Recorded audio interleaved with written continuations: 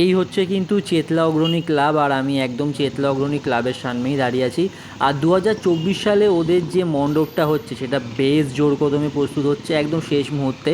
আর ওদের এবছরের থিম হচ্ছে কিন্তু কাশী বারাণসী, আর ওদের যে ভাবনা সেটা হচ্ছে গঙ্গা দূষণ। আর এই যে মণ্ডপের সামনের দিকটা কিন্তু আস্তে আস্তে পুরো একদম সেজে উঠছে। আর ওদের ওপেনিং হচ্ছে কিন্তু কালকে, মানে 2 তারিখে ওপেনিং আছে। আর আমি যদি এই দিকটা দেখাই, এদিকে কিন্তু পুরো আলো সেট হয়ে গেছে, আর অসাধারণ লাগছে।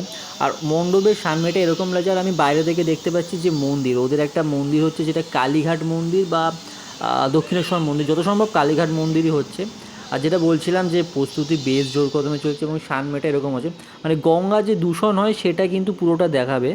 এই দিক থেকে যদি আমি দেখাই, এই দিক থেকে তোমরা দেখতে পাচ্ছ যে ভেতরে কিন্তু একটা শিব ঠাকুরের বিশাল বড় মুখমণ্ডল করা হয়েছে।